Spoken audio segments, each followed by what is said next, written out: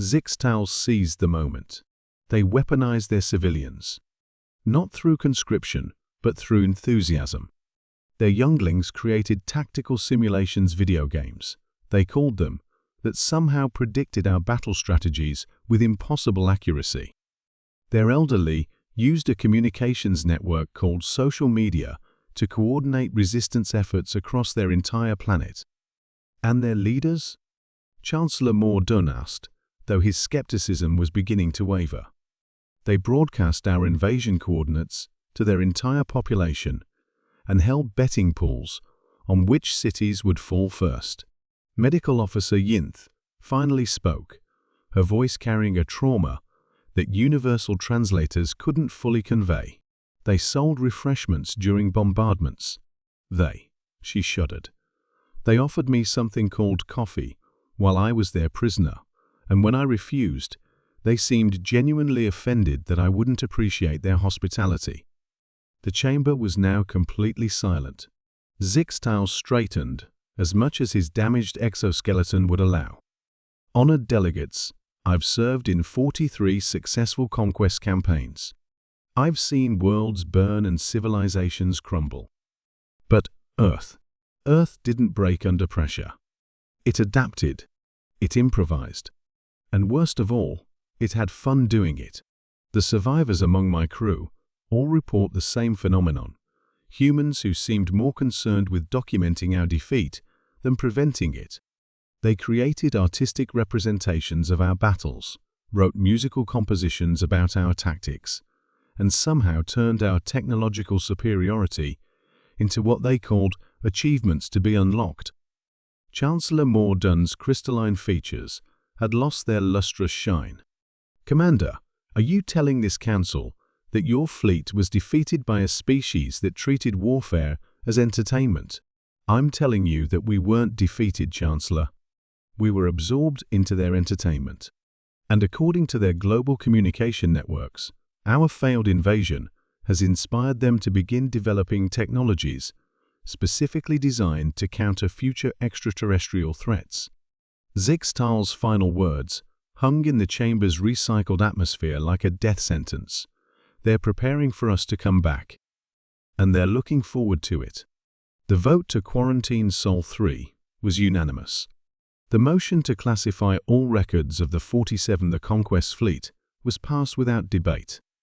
But in the deepest archives of the Galactic Council, a single notation appeared in the restricted files, Sol 3, avoid at all costs. Population displays unprecedented adaptive capabilities and disturbing enthusiasm for conflict resolution through recreational violence. Recommend immediate reclassification from primitive civilizations to galactic threat level, unknown. The survivors of the 47th Conquest Fleet were retired to a comfortable facility on the Outer Rim, where they spent their remaining years crafting increasingly elaborate warnings that no one bothered to read. Years later, when the first human exploration vessels began appearing at the edge of known space, those warnings would prove prophetic. But by then, the humans weren't just coming to visit. They were bringing coffee. Commander Zixtals' 3 remaining appendages trembled as he addressed the Galactic Council for the 7th time in as many cycles.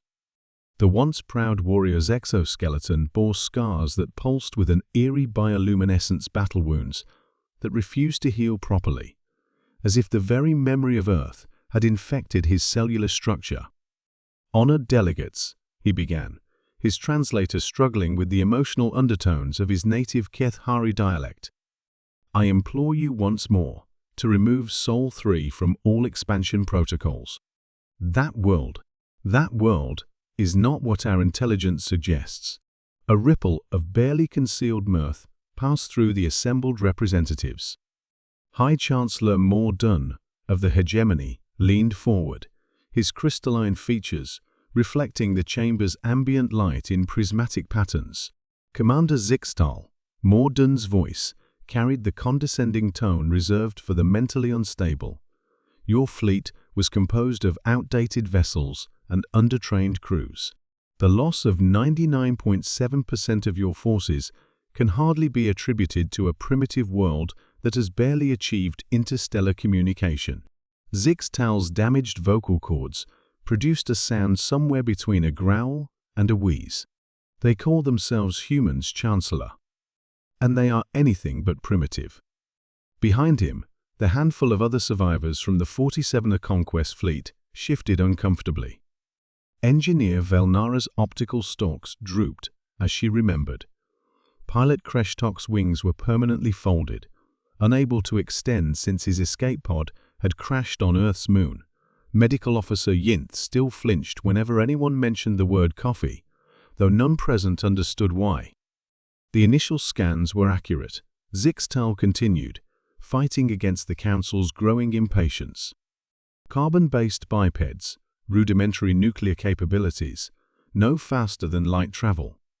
By all metrics, Sol 3 should have fallen within a standard rotation. Yet here you are, interjected Ambassador Thex of the Trade Consortium, her serpentine form coiled in obvious amusement, claiming that these humans somehow repelled the might of the Kethari Empire. Not repelled, Zixtal corrected, his voice dropping to barely above a whisper. They enjoyed it. The chamber fell silent for exactly 1.3 seconds before erupting in laughter. Even the typically stoic Zen theory representatives allowed their probability engines to emit amused chirping sounds. Zixtal pressed on, desperate. The first wave encountered no resistance. Their primitive weapons, projectile-based chemical explosives, couldn't penetrate our shields. We thought it would be a routine cleansing operation.